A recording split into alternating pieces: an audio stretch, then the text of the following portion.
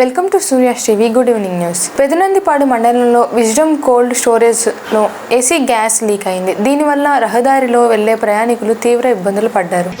పెదనందిపాడు పాలపర్రు గ్రామాల మధ్యలో చెల్లూరుపేట రోడ్లో విజ్డమ్ కోల్డ్ స్టోరేజ్ నుంచి సుమారు 6 గంటల 25 నిమిషాలు ఆ ప్రాంతంలో గుంటూరు నుంచి పెదనందిపాడు దాటి పాలపర్రు గ్రామం వైపు వచ్చేటప్పుడు విజ్డమ్ కోల్డ్ స్టోరేజ్ దగ్గర స్టార్ట్ అయింది.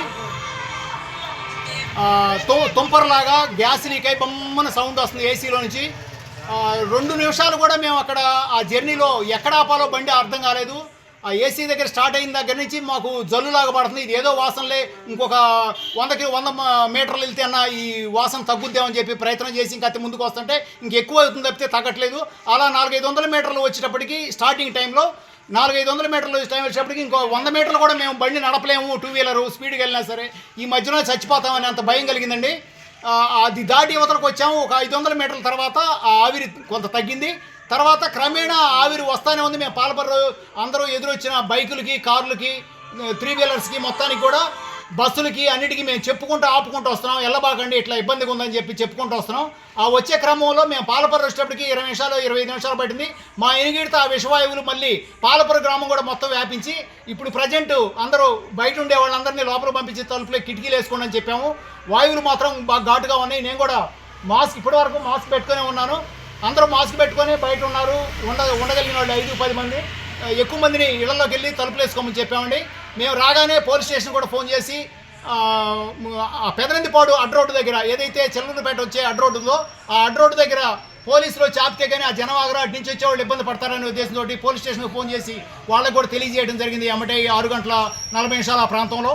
ఇప్పుడు ప్రస్తుతం పరిస్థితి ఏంటంటే ఎవరైనా బజార్లో ఉంటే మాస్క్ పెట్టుకొని మాత్రం వస్తున్నారు. మాస్కులు కూడా చూపించవచ్చు. ఇక్కడ అందరూ మాస్కులు పెట్టుకొని ఉన్నారు. అందరూ కిటికీలు వేసుకొని ఇళ్లలో ఉండిపోయారండి. 7 గంటల టైంలో కూడా అందరూ కిటికీలు వేసుకొని ఇళ్లలో ఉండాల్సిన పరిస్థితి ఉంది. ఈ వాయువుల వల్ల ఏమి ఇబ్బందులు కలుగుతాయో, ఆరోగ్యపరంగా ఏమి ఇబ్బందులు కలుగుతాయో మాకైతే తెలియదు. మేమైతే పూర్తిగా పీల్చున్నాం. 2-3 ఇప్పుడే ఫోన్ చేసి కూడా చెప్పారు, వాంతులు అవుతున్నాయనే మాట చెప్పారు. ఆల్రెడీ మేము కూడా గాలిలో నుంచి వచ్చిన మొదటి వ్యక్తులం కాబట్టి ఈ గుండె కూడా కొంచెం దిమ్ముగా ఉన్నట్టు కనిపిస్తుంది. రేపు పొద్దుడికి ఏమని జరుగుతుందో తెలియదు. ఇదంటే సమాచారం. అజిత్ సింగ్ నగర్ లెనిన్ సెంటర్లో దారుణ ఘటన చోటు చేసుకుంది. ఎవరు కొట్టేది నిన్ను? ఇమ్రాన్ గడ్ అని ఇక్కడ మసీద్ రోడ్ దగ్గర ఉంటారు సార్. కాయచ్చి వాళ్ళందరూ ఎంటబడి కొడతారు సార్. ఎక్కడ పడతారు మీరు రోడ్డు పడతారు. ఇంటికి కూడా వస్తారు సార్. ఉన్నారు సార్. ఏమో అది చదివించారు సార్. అసలు ఏం చేయలేదు. అమ్మలకు కూడా తెలుసు సార్ విషయం. అవును సార్. చెప్పు. మందు తాగి అన్ని ఇబ్బంది పెడతారు సార్. ఉంటుంది సార్. మెసాజ్ టిక్కు అవన్నీ రాసి గుండె గీసి అవన్నీ తీసేస్తారు సార్.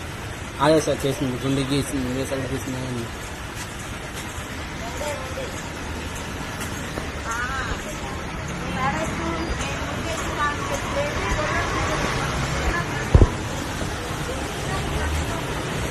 ఇక్కడ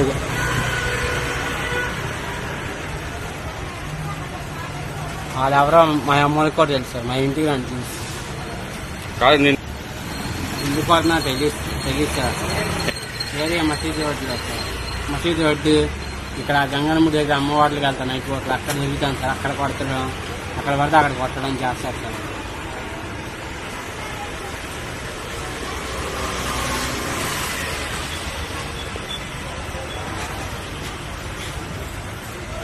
గుండు గీస్తున్నారా? అవును సార్. గుండు గీస్తారు సార్. వాళ్ళే అంత ముందు కాలం లేదు. బాగా గుండు గీస్తారు సార్. గుండు మేసాలు ఇవన్నీ గీస్తారు.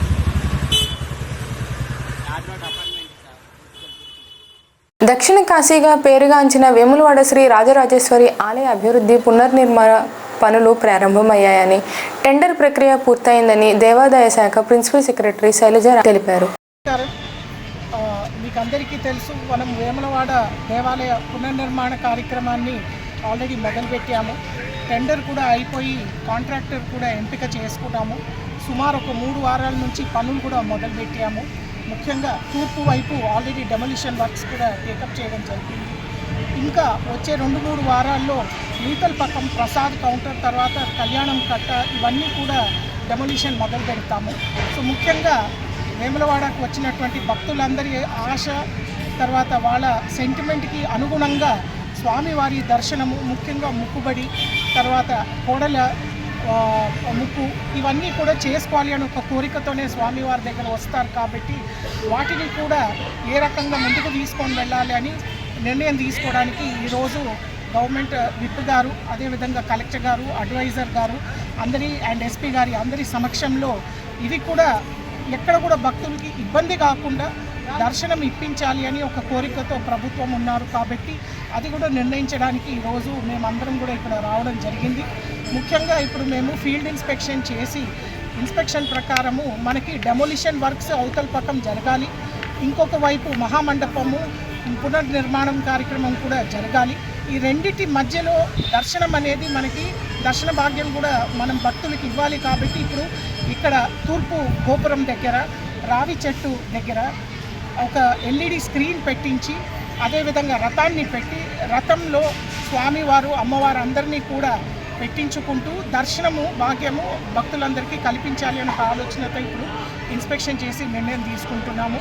ఇక్కడ ముఖ్యంగా ఎల్ఈడి స్క్రీన్లో లోపల జరిగినటువంటి స్వామివారి ఏకాంత సేవలు ఒకవైపు, స్వామివారు కూడా ఒకవైపు చూపించుకుంటూ భక్తులు ఇక్కడ వచ్చి వాళ్ళ మొక్కుబడులు ఏమేమి ఉన్నాయో ఆ మొక్కుబడులకి వాళ్ళు టికెట్లు తీసుకుంటారు కాబట్టి ఆ టికెట్లకి సంబంధించినటువంటి వాళ్ళ పేరు గోత్రాలన్నీ కూడా లోపల ఏకాంత సేవలో స్వామివారికి అర్చక స్వాములు కూడా వాళ్ళు ఉచ్చరించుకుంటూ చెప్పుకుంటూ ఇక్కడ కూడా అది స్క్రీన్లో చూపించేస్తాము. అదేవిధంగా భక్తులందరూ కూడా స్వామివారిని ఇక్కడ దర్శించుకుంటూ వాళ్ళు తృప్తిపరచుకుంటూ వెళ్ళచ్చు. ఇక్కడ నుంచి భీమేశ్వరాలయంలో కూడా అర్జిత సేవలు కూడా మేము పెట్టించాము. స్వామివారి కళ్యాణము తర్వాత మిగతా అర్జిత సేవలన్నీ కూడా భీమేశ్వరాలయం కూడా మనం చేస్తున్నాము. సో అది కూడా సిద్ధ స్థాపన కాబట్టి చాలా ముఖ్యమైనటువంటి గుడి మన భీమేశ్వరాలయం. సో మిగతా సేవలన్నీ కూడా అటు షిఫ్ట్ చేసుకుంటూ ముఖ్యంగా స్వామివారి దర్శనం అనేది ఇక్కడ అందరికీ కూడా భక్తులకి ఎక్కడ ఇబ్బంది రాకుండా కలగాలి అని ఒక కోరికతో ఈరోజు ఈ నిర్ణయాన్ని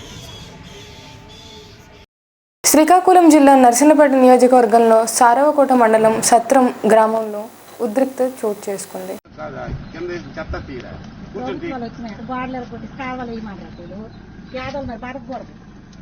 ఏం మళ్ళీ దేశాలంటే తట్లు మోసినట్లు ఎలా ఏట అవుతారో మోస్తారో ఎలా భయపడతారు.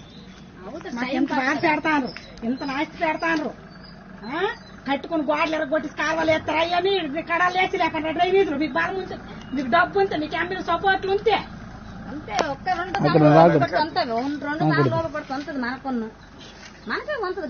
పేదలు మరి ఊర్లు బతకూడదా? పేదలు బతకూడదని డబ్బు ఉన్నలే బతకాలి, బలం ఉన్నలే బతకాలి, ధనం ఉన్నలే బతకాలా? బలమున్నలే బతకాలి. మా గోడ ఎరగొట్టి సౌలు కట్టమని డ్రైనేజ్ గోడ ఎరగొట్టి కట్టమని ఎమ్మెల్యే చెప్పినాడా మీకు? తింగిని మరి ఏమమ్మా ఈ కడాలు ఈ వీడియో లేదు, ఈ కడాలు ఎమ్మెల్యే చేమౌలు కడలేదు చూసుకుని వెళ్ళిపోతాడు. ఇవంతా బట్టి ఏం కడాలు తీయలేదు కోరవ అన్యాయం చేసినారు. దేశాలంటే బతుకు కూడా కష్టపడి వచ్చినాము. రోడ్లు అన్నారని చెప్పాడు ఎమ్మెల్యే కోరవాలి నీరు కాదు, రోడ్లు అన్నారని చెప్పాడు ఎమ్మెల్యే కోరవాలి నీరు. ఈ వార్తలు ఇంతటితో సమాప్తం.